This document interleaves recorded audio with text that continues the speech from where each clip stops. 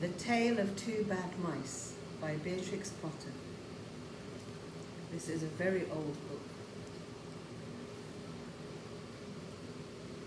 Here are some of her characters. Peter Rabbit,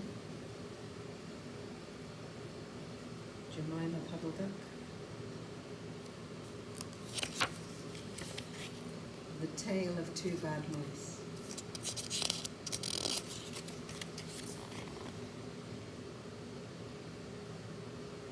Look at the beautiful illustrations.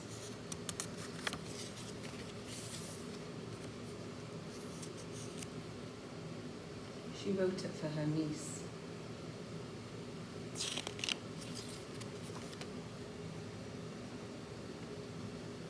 Wow. 1904.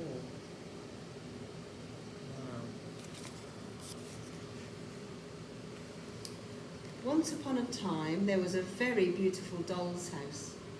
It was red brick with white windows, and it had real muslin curtains, a front door and a chimney.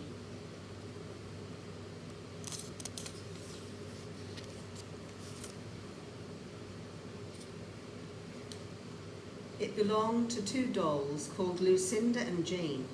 At least it belonged to Lucinda, but she never ordered meals. Jane was the cook, but she never did any cooking because the dinner had been bought ready-made in a box full of shavings.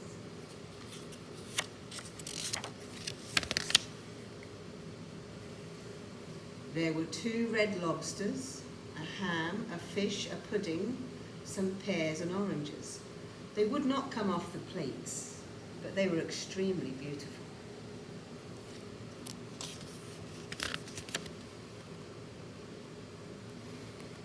One morning, Lucinda and Jane had gone out for a drive in the doll's pram when there was no one in the nursery. It was very quiet. Presently, there was a scuffling, scratching noise in the corner near the fireplace, where there was a hole under the skirting board. Tom Thumb put his head out for a moment and then popped it in again. Tom Thumb was a mouse.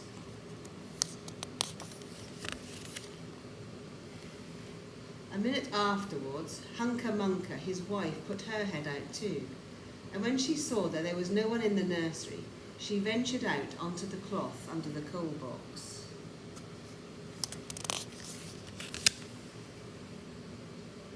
The doll's house stood at the other side of the fireplace. Tom Thumb and Hunca Munca went cautiously across the hearthrug. They pushed the front door. It wasn't closed.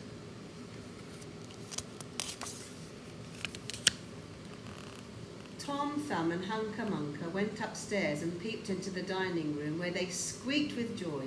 Such a lovely dinner was laid out upon the table. There were spoons and knives and forks and 2 dolly's chairs, all so convenient.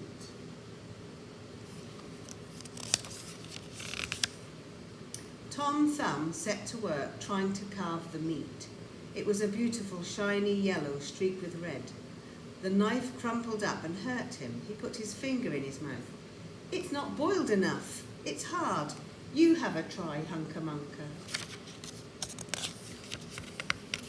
Hunca Munca stood up on her chair and chopped at the meat with another knife. "It's as hard as the hams at the cheesemonger," she said. Then the ham broke off the plate and rolled under the table. "Let it alone," said Tom. "Give me some fish, Hunca Munca."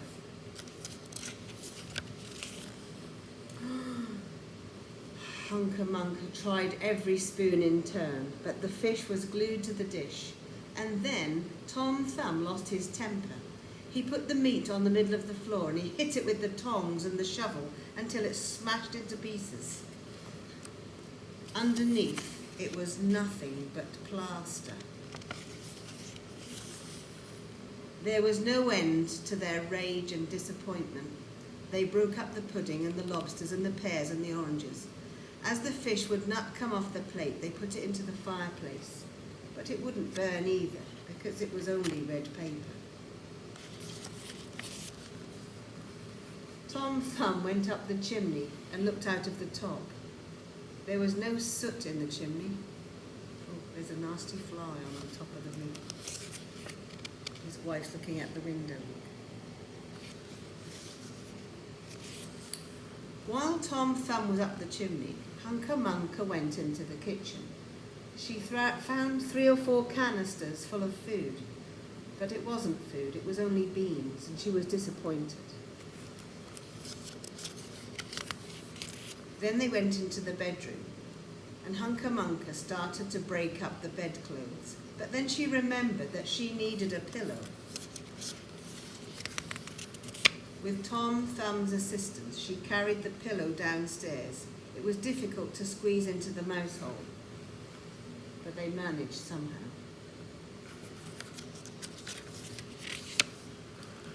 Then they took a little bird cage and some books and some other bits and pieces.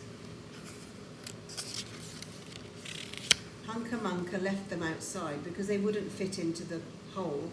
Then she went back to fetch the baby's cradle.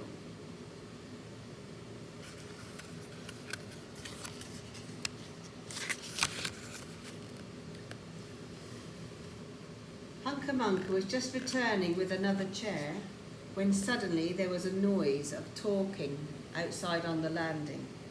The mice rushed back to their hole and the dolls came into the nursery.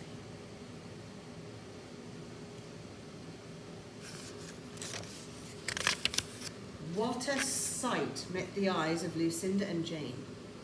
Lucinda sat up on the upset stove and Jane leant against the kitchen dresser. Neither of them said anything.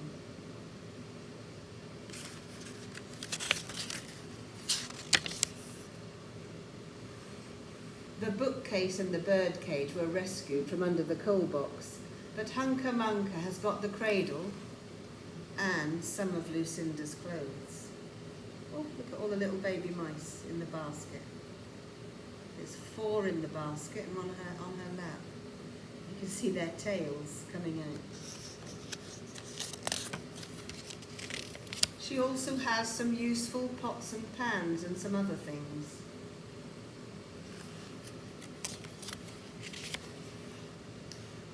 The girl who owned the Dolly's house put a policeman outside to try to keep the mice out. But they didn't care. But the nurse said, "I will set mouse traps." But Tom Thumb and Hunca Munca showed the baby mice not to go in the mouse trap because they'd seen a mouse trap before. "Don't go in there," said Tom Thumb. So that is the story of 2 bad mice. But they were not so very, very naughty because Tom Thumb paid for everything he broke. He found a crooked 6pence under the hearthrug, and on Christmas Eve he and Hunca Munca stuffed it into one of the stockings of Lucinda and Jane.